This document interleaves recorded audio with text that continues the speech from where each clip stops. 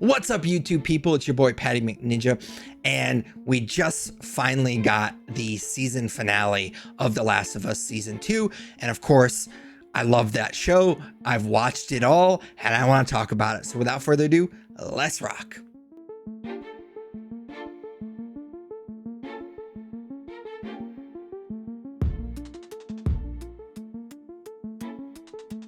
So I was pretty excited about this video. I know I'm a couple of days late on it, but that was just a scheduling issue. My wife and I watched the show together, and we had a busy Memorial Day weekend, and so we didn't actually get to watch the season finale until Tuesday. So that's why I'm a couple of days late. I don't want you to think that that means I wasn't excited. I was, for two reasons. One, I know this is a gaming channel, and of course I love talking about video games, but I also love movies and TV. And so when I get an opportunity to talk about a video game adaptation, something that's kind of video game adjacent, I'm going to jump on that opportunity. And it's been a minute since I've gotten to do one of those reviews.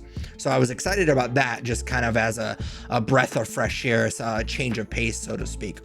But also because, and you probably know this if you followed my videos, I love The Last of Us video games. The first game is one of my favorite games of all time.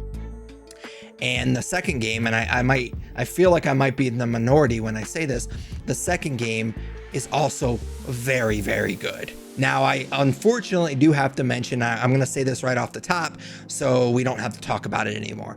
It does feel like there is a kind of toxic discourse around the second game, and then of course the second season, because the second season, like the first season, follows the second game very heavily. Like the first season followed the first game basically beat for beat, and we'll talk about that here in a second.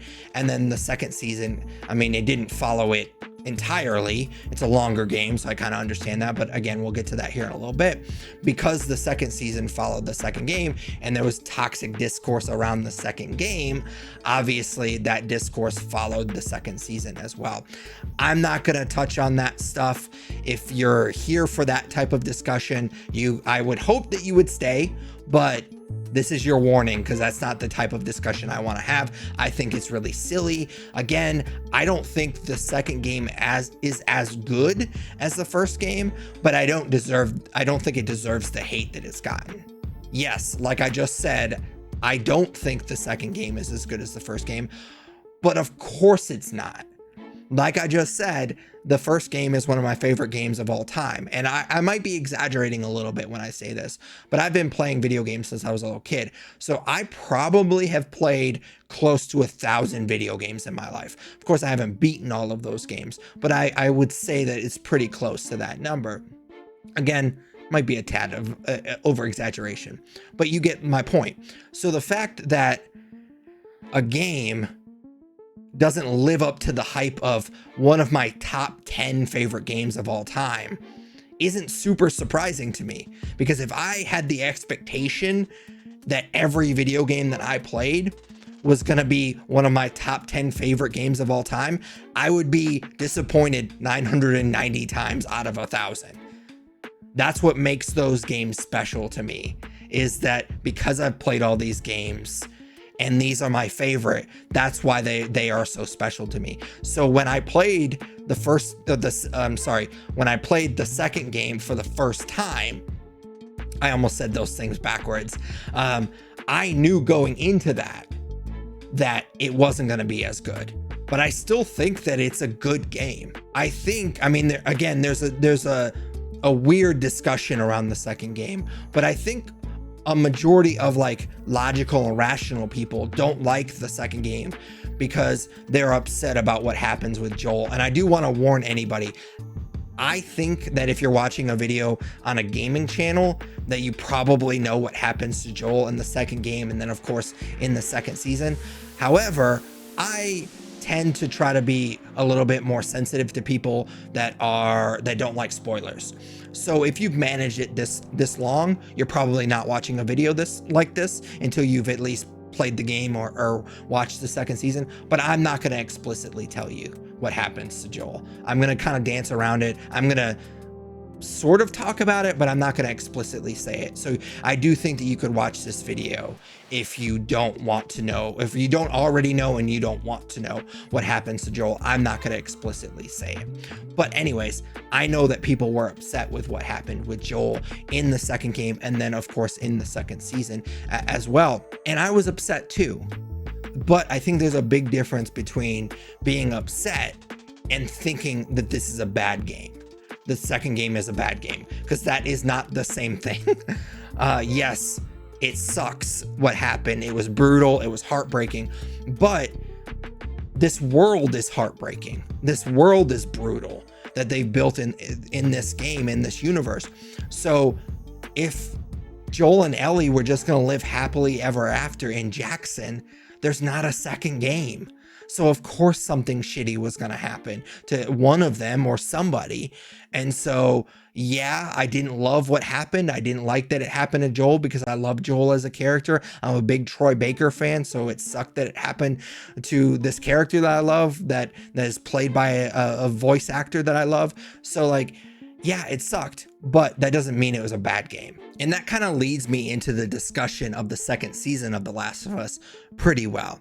So one of the reasons why I loved the first season is because I loved the first game, and it's pretty much a retelling of the best video game story ever told. And so I really appreciated how they stayed so true to the source material. But not only that, it wasn't just it's just a live action retelling of the story. They also found pockets where they could kind of expand on that story. And most notably, Frank and Bill.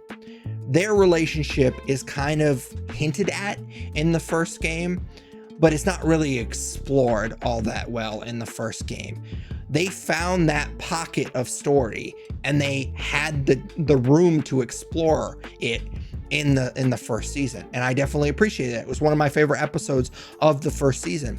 So I love that they found ways to add to that story while also basically telling the same story. And the second season, to its credit, it basically followed that same formula. It wasn't as good, and we'll get to that here in a second why I think that, but it did kind of find those little pockets, not as well as the first season, but I definitely appreciated the early stuff in Jackson. That's not an area that you learn that much about in the game. Now, I do want to mention I've played the first game at least 10 times, I think. It's got plenty of remakes and remasters, so I've had plenty of opportunity to replay that game. Now, the second game, on the other hand, I've only actually started and beaten once. Again, it's not a reflection on the game, it's just a little bit longer of a game. I've actually replayed it a couple of times, but I didn't actually, like, when I would replay it, I would get like a third of the way through, and then a new game would come out and I would get distracted, and then I would circle back to it like 6 months later, and I would just go ahead and restart it, and I would get halfway through the game and kind of I've done that cycle a couple of times. So I've actually only beaten the second game from start to finish once, but I've played it a few times. So I'm not quite the encyclopedia of knowledge that I am with the first game, but I know the second game pretty well as well. And I don't remember Jackson being such a big part of the game, and they definitely expanded on that lore and mythology, and I appreciated it. I definitely appreciated that there's those like little seeds that they plant in Jackson with Eugene and Joel. You know that something bad happened with them, but you don't really know exactly what happened. And eventually that blooms into a really interesting character moment. Of course, you have Ellie and Joel feuding, and you kind of know why that's happening, but you don't actually get the details until later, and you don't know why she's staying out in the garage and all that stuff. And so you kind of have an idea, especially if you've played the first game, or you of course watched the first season. I can't imagine anybody's watching the second season of this TV show without watching the first season first. So obviously you know something is bad is brewing because of what happens at the end of season one. So yeah, I really liked that they planted those seeds, because that's not something that really gets explored too much in the second game. So I definitely appreciate that. My biggest issue with the second season. And I kind of knew this going in because they had been pretty upfront with everybody that they were going to at least need another season. So they were going to need at least season 2 and 3 to get through the story of the second season. So I kind of knew that going in. The rumor actually that I've been hearing is that they're talking about maybe even stretching out to season 4, which I think is a bad idea, but we'll cross that bridge when we get to it. But anyways, so I knew that going in.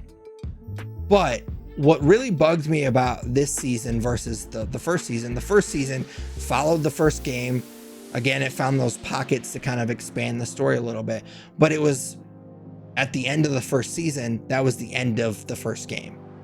So with the second season, I didn't expect exactly like that because they're not going to just make 2 seasons of the show because it's a barely popular show. So I knew that they were going to expand it a little bit, but I expected the second season to have an ending. It doesn't feel like it has an ending.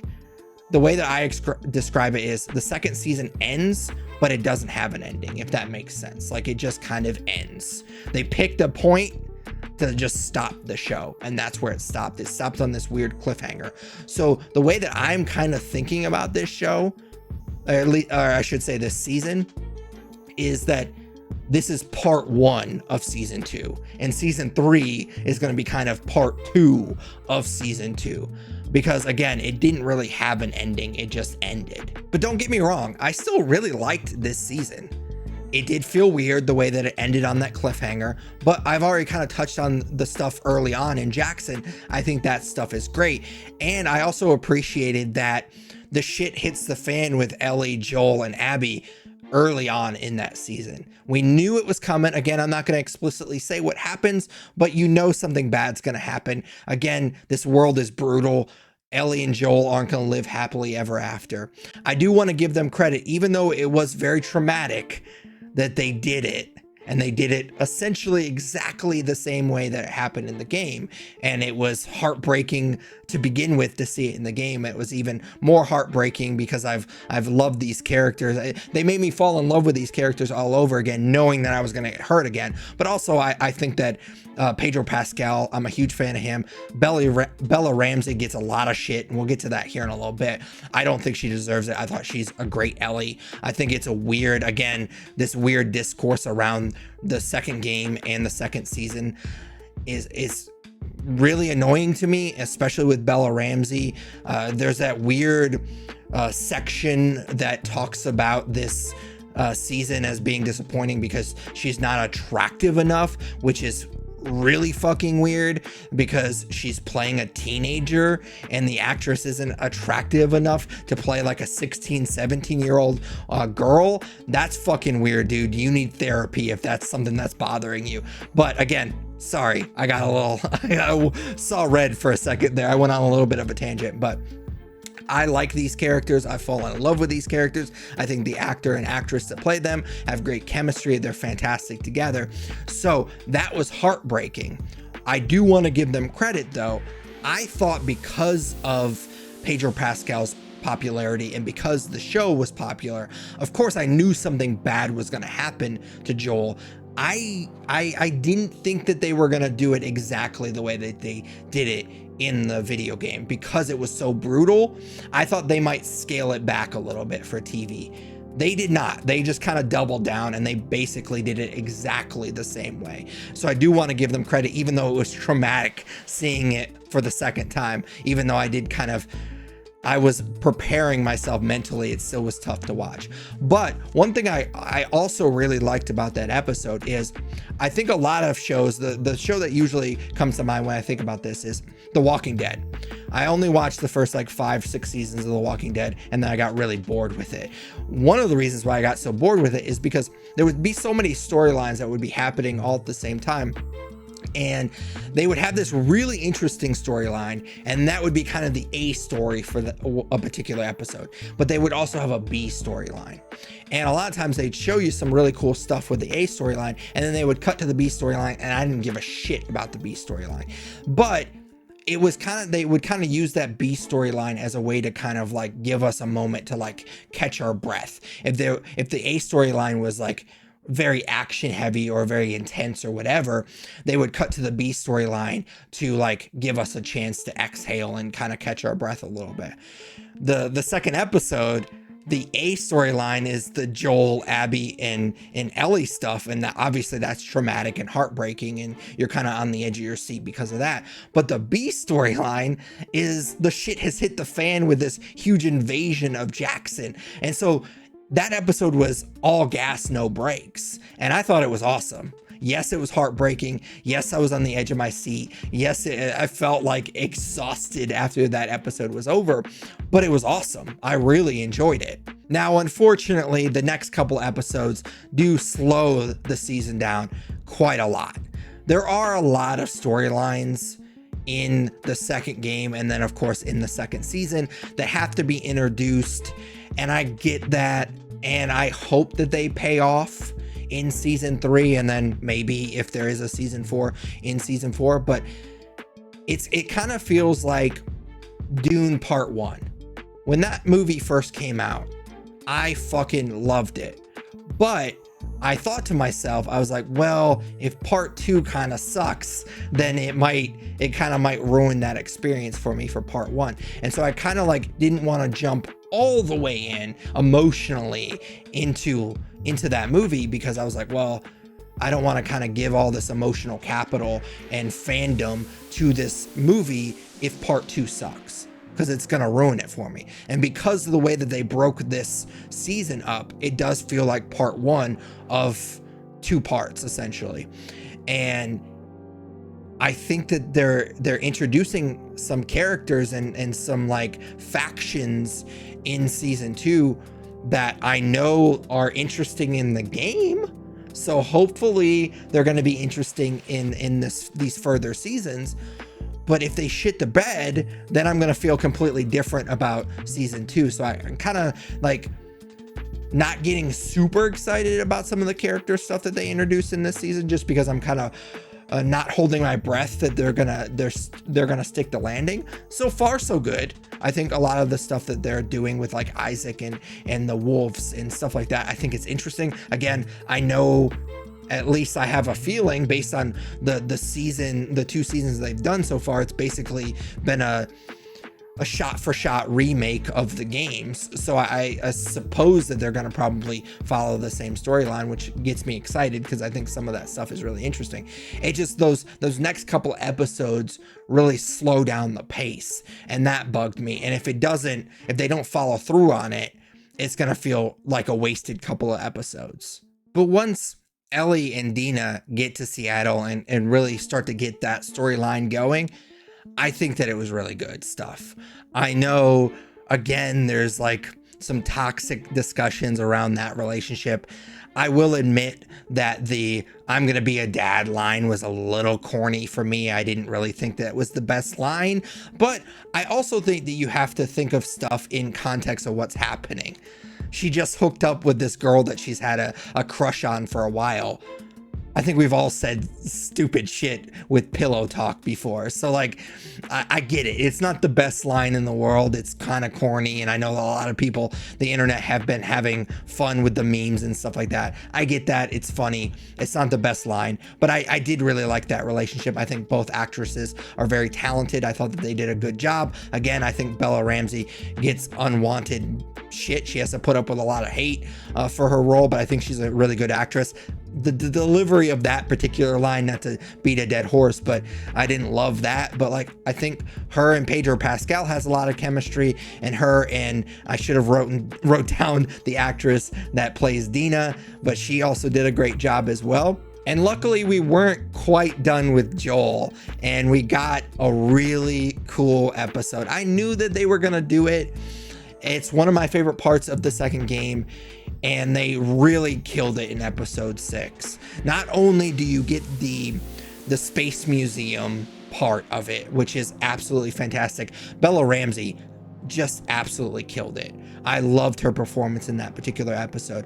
But not only that, but we got a lot of the payoff to some of the seeds that were planted early on in Jackson. So I definitely appreciated that. Now, of course, the season finale cuts off on a weird cliffhanger.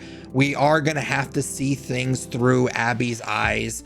I will say that I've always been interested in the idea of telling stories through different perspectives, because I've always been intrigued by the idea of like everyone to a certain extent has that like main character syndrome. I definitely have it. I'm talking on the internet and thinking that people care about my opinion about stuff, so I obviously have a little too much main character syndrome, but I think we all have that.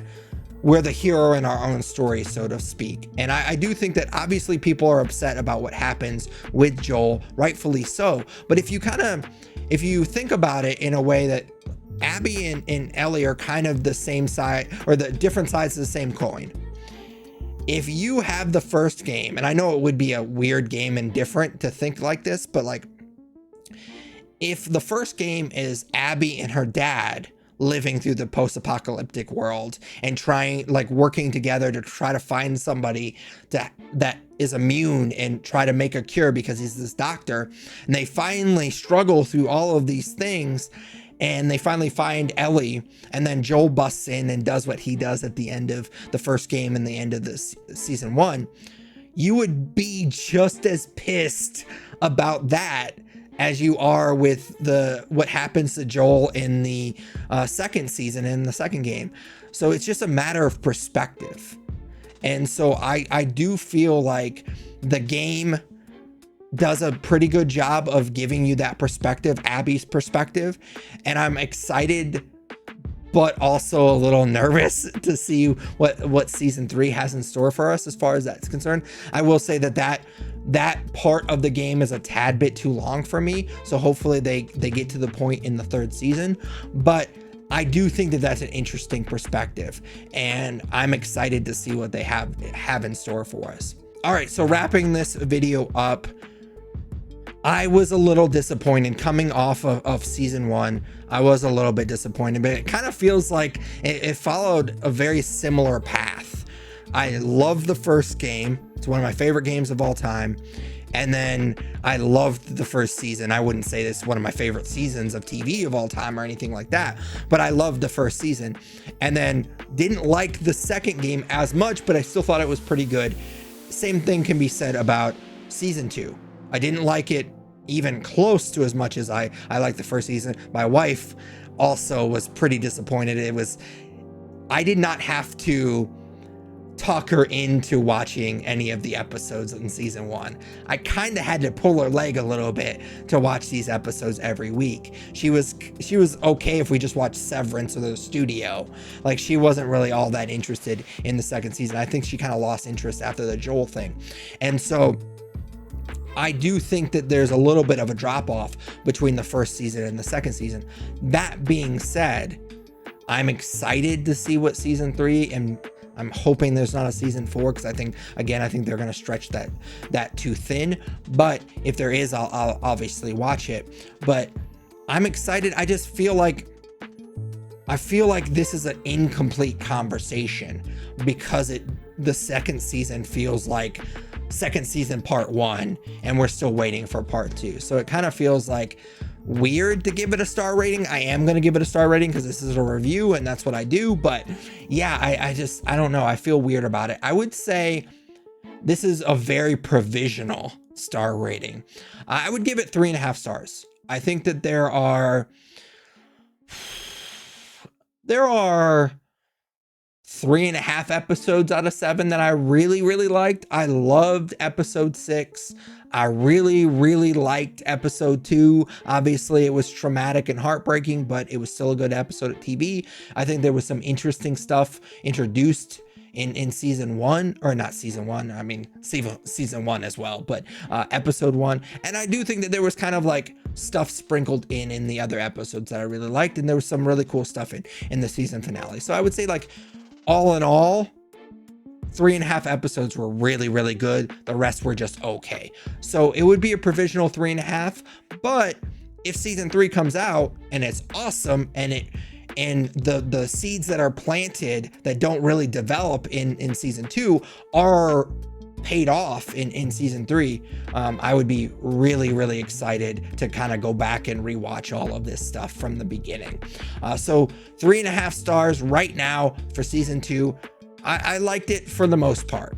But as always, those are just my thoughts on the season 2 of The Last of Us. I'd love to hear yours in the comments down below. Of course, I hope that you enjoyed this video. If you did, smash that like button, as the kids say. It's just a quick and easy way to tell YouTube that you enjoyed this content and that they should push it to other people that might enjoy it as well. Of course, I think that if you especially enjoyed it, consider subscribing. If you do subscribe, ding that bell, that way you're notified every time I post another video.